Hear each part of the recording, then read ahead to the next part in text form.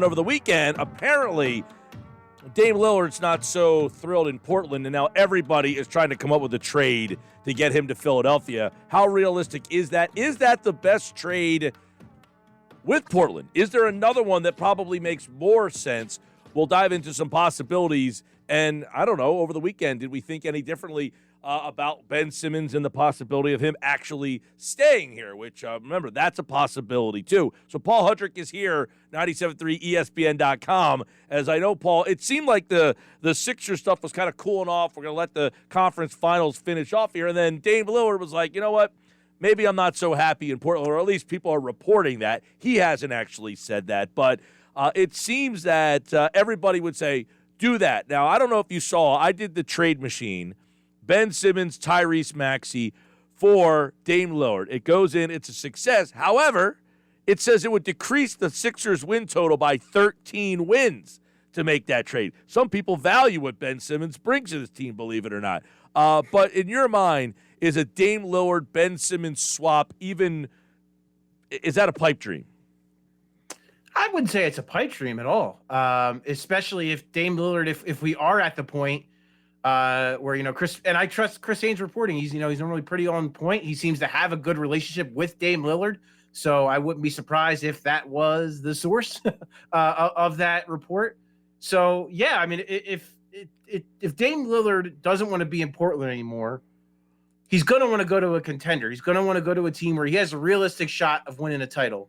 So how many teams have the ingredients of being a contender that Dame Lillard wants to go to, having salaries that match, and having assets that would actually interest the Blazers? And the Sixers kind of could possibly fit into that entire criteria, because if you put Joel Embiid and Dame Lillard together, I don't know what you do defensively as an NBA team to stop that. These are two guys that require extra attention and double teams on every single possession. You can't double both of them on every possession. So to put those two on the floor together, I think would be incredibly dangerous and would make them a favorite to reach the East, to make the finals, to be the team that comes out of the East next season. You would have to imagine that would be the case.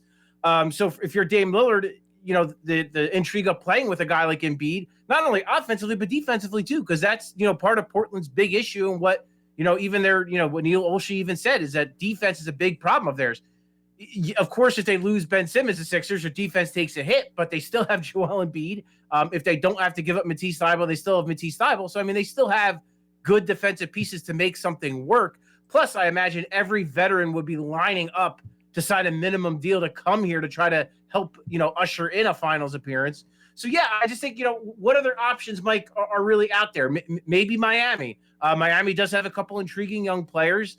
They did go to the finals last year. They had Jimmy Butler. They had Bam Adebayo. Maybe that's an attractive opportunity for Dame Lillard. If the Clippers decide to shake things up a little bit, I know Kawhi's not real thrilled. He's got a player option next year. Maybe the Clippers come over the top with some kind of crazy thing, or even the Lakers in a bonkers sign and trade can make something happen. But it just seems like the ingredients are there for the Sixers, and possibly stronger than anyone else to pull off a move like that.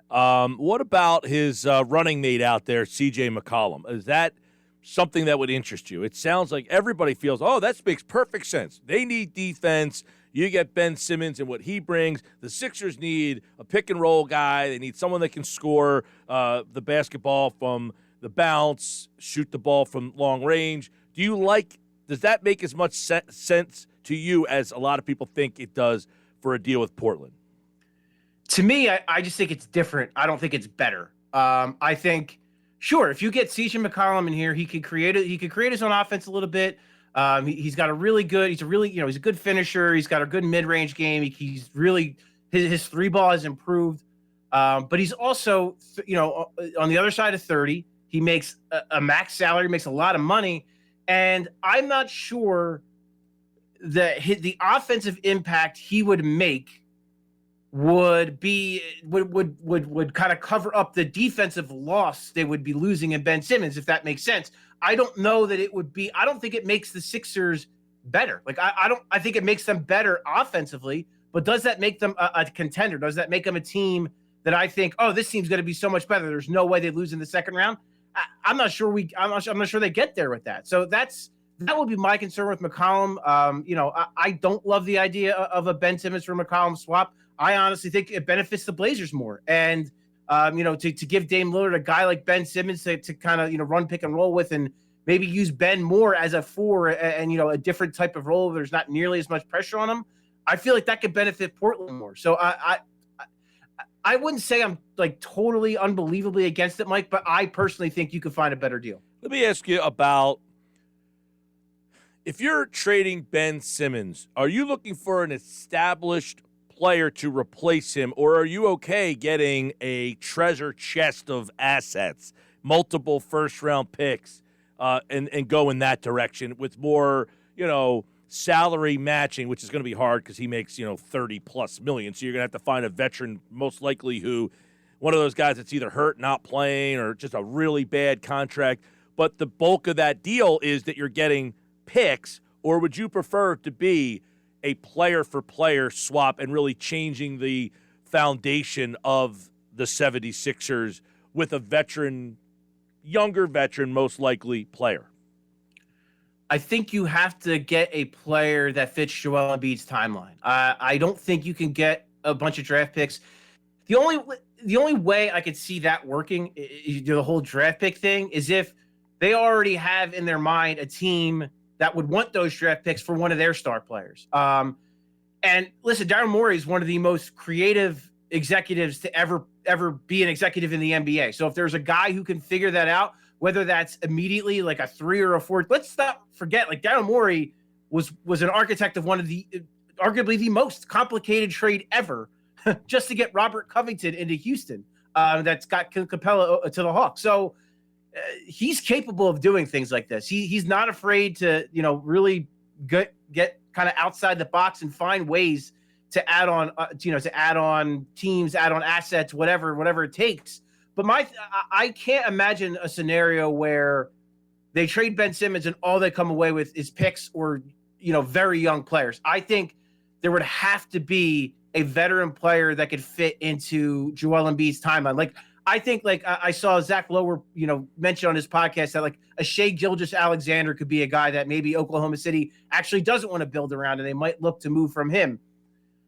I would have interest for sure, but he is only 23 years old. He's not really playoff tested, so he's borderline for me as far. I mean, do I do it? I probably would, but he's borderline for me as far as a guy who I think would fit in that timeline. Like Zach LaVine makes a lot of sense, obviously, because of his age and where he is. So to me, you can't do picks. There's got to be, if you do picks, it's got to be a combination of picks, and you have to get a player that fits them right now, that is a perimeter shot creator that helps Joel Embiid's chances to win a title. I don't think there's any way you can get away around that. Yeah, that it's a tough one because you're right. It's like you have this player in in Joel Embiid, which you wrote about. Like you can't waste these years. You have him. You've got to figure out the best way to maximize him in his prime years right now. So getting a established younger veteran to me is probably what you have to look for in return. The pick stuff that you're past that part of your existence, right? You're past the whole, hey, we'll give you guys, you give me stuff back. Because I was listening this weekend, there was a podcast out in Minnesota. They said they want Ben Simmons badly. And I'm trying to look up and down their roster saying, yeah, but I don't want anything you have badly, right? Right. No, 100%. I mean, I have no interest in D'Angelo Russell. Whoever you, quite frankly, and it's no disrespect, but like you haven't watched D'Angelo Russell play basketball if you think that's fair to bring in D'Angelo Russell to replace Ben Simmons. I like Malik Beasley. I don't know if I like Malik Beasley as part of this type of deal. I think he's a guy who could help them, but I don't know that that's enough either. Now, what I just mentioned, could you theoretically do a 3-team trade and Oklahoma City eats the contract of D'Angelo Russell and you wind up getting Shai Gilgeous-Alexander, and then Oklahoma City gets picks, and Minnesota would ultimately wind up with Ben Simmons. Maybe something like that could work out, but I don't think. Yeah, if it's Minnesota, if that's the team, it's not going to be just the Sixers in Minnesota. It's going to be, and the same with the Warriors rumor that came out. It's not going to be just the Warriors. It's going to be, Ben Simmons perhaps going to one of those teams, but another team giving the Sixers a player that fits them better and what they want. So I think what's positive, Mike, is that the market, I think, is going to be there. There are going to be teams that look at Ben Simmons and think, yes, this guy can help us because we have things the Sixers don't have, and he fits better with what we have. So like a team like Golden State, where he can almost be groomed to almost be the heir apparent to Draymond in a way, and really help their offense and as a screener and a roller, and then elevate them defensively. So yeah, I could see that. And if you're Minnesota, I could totally see him fitting with Ant Edwards and Karl-Anthony Towns. That's a tremendous fit. So I do think there are teams that see Ben Simmons as an asset and do view, and they're focused more on the special things as opposed to the flaws, and they could cover them better because of what they have. But if you're the Sixers, yeah, I think those two teams specifically, you need a third team involved to get things you want, not anything that's on their rosters. Yeah, no, that's a good point, is getting a third team involved. Fourth team, who knows? Yeah, it would be a possibility too, because if you go back to the deal that Morey made to get James Harden, I mean, what was like, do you remember, I'm going to bring it up in front of me here, but like, he really pulled the trigger on this deal that really changed the whole complexion of that Houston organization. Like, what kind of stuff they gave up, and it kind of gives you a little insight that, okay, it was Oklahoma City for Jeremy Lamb, Kevin Martin, a first-round pick, a second-round pick, and then a first-round pick from the following year. So, I mean, they didn't give up a whole heck of a lot when they made that trade to get James Harden. But so it seems that, like, you can't follow the blueprint of that. No, well, you never know, Mike. Maybe there is a guy that Daryl Morey sees that is in a similar situation to James Harden. He's a very good player, but perhaps hasn't ascended to that superstar level because of his environment. And maybe Daryl Morey identifies a player like that. That's a good point. That he likes. That would make sense. I couldn't tell you that guy off the top of my head, but Daryl Morey's obviously a lot smarter and a lot more research than I am. So maybe there is a player their scouting department has identified as a guy. Hey, maybe this guy could be what Harden was to you in Houston. Maybe he could be the guy that, gets into this circumstance, that plays with Joel Embiid, that plays with Tobias Harris, and he elevates himself to a star level. That's also very possible. But yeah, I think, but to your point, Mike, I think that illustrates that what Daryl Morey does not like to do is lose trades. He does not like to take hits. And that's another sign to me that he will not trade Ben Simmons for pennies on the dollar. He is going to get value. He's going to get players that he wants. He's going to get players that fit, and he wants to make the Sixers better. He's not going to want to take a step back to make the team worse. He is an all-in kind of guy, and he's all in Philly, I believe. I think he wants to build a championship team, not a team that needs another 2 years. He wants to try to win it again next season. Yeah, that's definitely, that's a good point by you, to see if there's, like, I'll just throw out a random name, not that I don't, Cameron Payne is a guy who is playing second fiddle on that Suns team. When he's been given the opportunity, he's shown, hey, so you find a guy like that's not getting a lot of minutes, but maybe if he had an expanded role, just don't make sure it's not Scott Williams. That's all. One of those guys who had, like, crazy role. Oh, but his perf 38 numbers are fantastic if he just got more minutes, and which will be interesting, Paul, because free agency, there's not a lot of great options in free agency. I don't know if you've combed through the free agent market yet, but I would imagine they're going to have to find another backup to Joel Embiid unless they bring Howard back, right?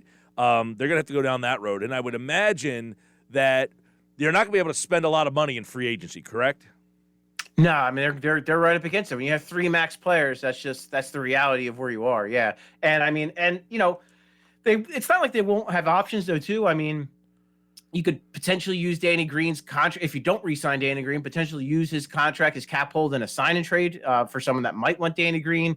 You have George Hill, who's going to make $10 million, but he also has a buyout. So you could either buy him out, or you could use, again, that $10 million to perhaps get a piece or two that might fit you better. My feeling is they're going to keep George Hill, and worst case, you use him at the deadline perhaps to kind of, facilitate a trade in that way and use that money. But yeah, I mean, free agency, you're looking at one, tax player exception type player, and perhaps veteran minimum type guys. Like that's what you're looking at. You're really not looking at big names. You're looking at guys that can just, and the names there, obviously there's nothing, nothing there that's going to really blow your mind. I mean, Gorgui Dieng is a guy that I really liked when he got bought out. I thought he would have made a lot of sense as kind of the stretch five, Other than that, yeah, that list is pretty uninspiring Yes. as far as the backup centers go. I mean, maybe Muscala. I mean, I wouldn't hate that, but it's not going to make anyone do cartwheels. But I think they need to look for a backup five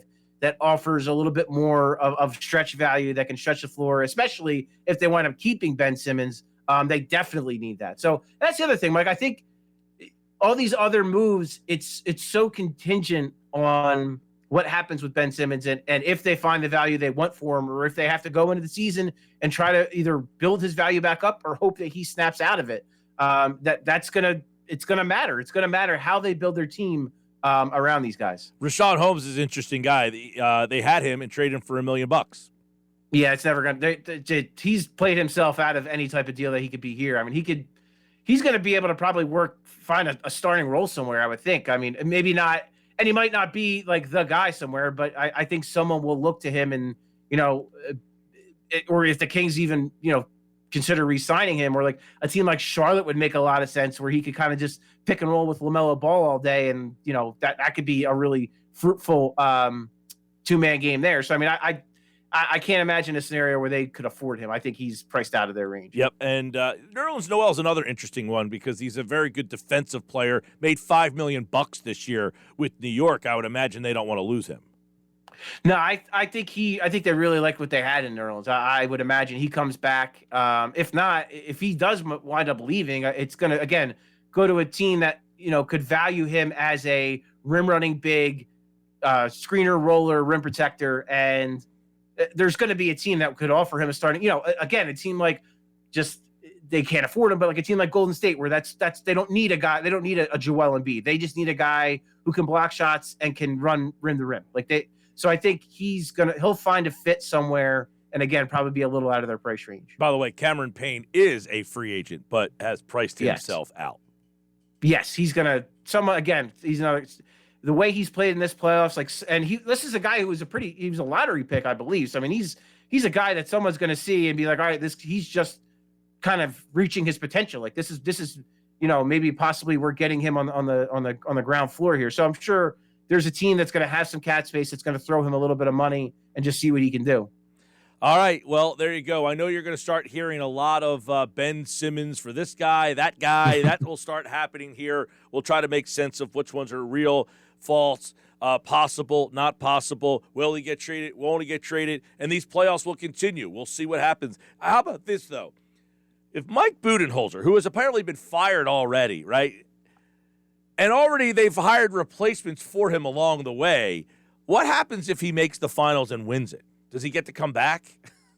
I mean, I would imagine he had to bring a guy back if he wins the finals, right? I mean, I would think even if you're the Bucks and you get to the finals, you'd have to keep him. I mean, I get it. The guy's Budenholzer is a good coach in a lot of ways, but he's also flawed, and he's got weird, stubborn blind spots or certain things. I will say, to his credit, after they got scorched in game one, he did make adjustments in game two, and it's clearly worked the last couple nights.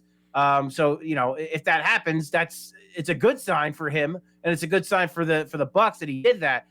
If they wind up blowing his 2-1 lead, yeah, there's no way he's gone and they're replacing him. But I think if he makes it to the finals, you got to keep him, and they're going to have a shot. I mean, whether it's I just find it funny that like he's their biggest problem, right? Everybody thinks that he's their biggest problem, and yet here they are. Well, coach, and you and I are on the same page with that, Mike. We've talked about it a lot. Coaching is not as big of a deal as we all make it out to be in the NBA. Talent wins out.